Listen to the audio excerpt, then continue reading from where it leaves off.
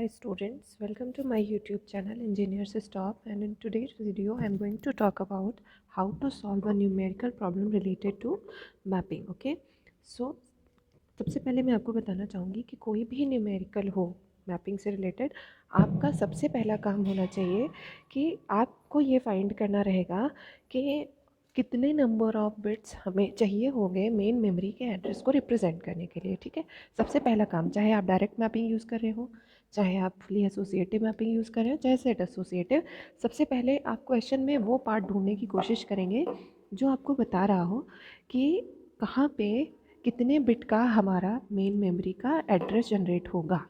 ठीक है, क्योंकि इसी मेन मेमोरी के एड्रेस को जब हम डायरेक्ट मैपिंग यूज़ करते हैं तो 3 पार्ट में डिवाइड करते हैं। पहला होता है टैग, दूसरा होता है हमारा लाइन नंबर, और तीसरा होता है ब्लॉक साइज़। ठीक है, ब्लॉक साइज़। ठीक, इसी को जब हम एसोसिएटिव के केस में इसी एड्रेस को जब डिवाइड करते हैं तो there are just 2 part, tag and block size.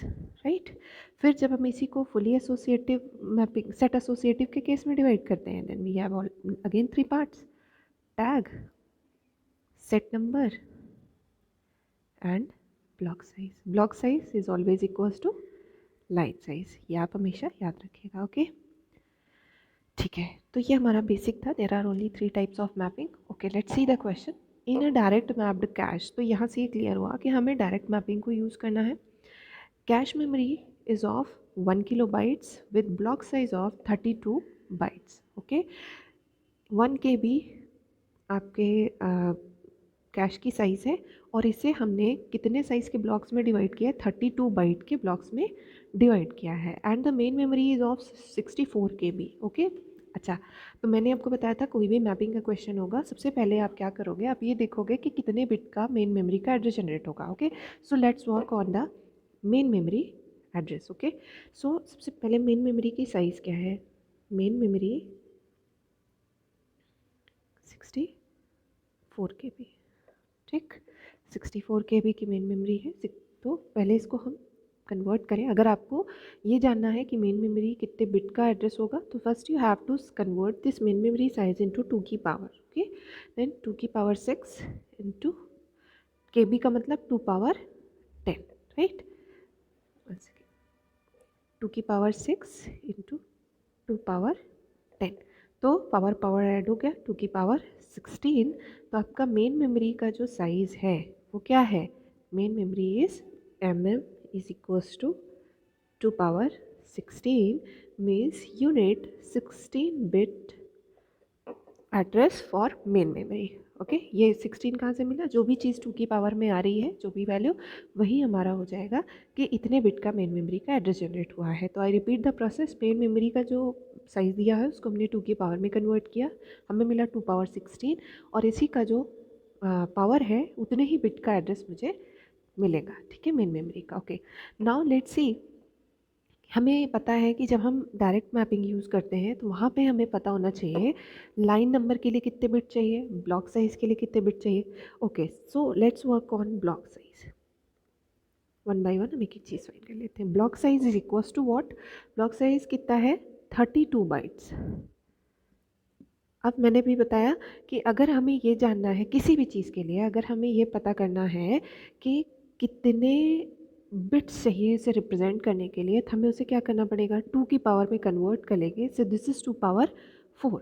ठीक है, तो ब्लॉक साइज़ को रिप्रेजेंट करने के लिए हमें कितने बिट्स चाहिए होंगे? 2 पावर 5। ठीक है, अब सॉरी 2 पावर 5 नहीं चाहिए, मतलब ब्लॉक साइज़ हमारा 2 पावर 5 है, तो हमें सिर्फ 5 बिट चाहिए ब्लॉक साइज़ को रिप्रेजेंट करने के लिए। ठीक है, अब इसके बाद तीसरा आता है लाइन नंबर इन कैश। तो number of lines is equals to cache size upon block size. Right, cache size upon block size. Okay, तो ये क्या हो जाएगा? ये हमारा हो जाएगा cache size is 1K upon block size क्या है? 2 की पावर 5। 1K का क्या मतलब होता है? 1K का मतलब होता है 2 की power 10, block size is 2 power 4, so it is equals to 2 power 5। Means total number of lines is equals to 2 power 5। Let's see कि हमें अभी तक क्या क्या चीज़ें मिल गई हैं।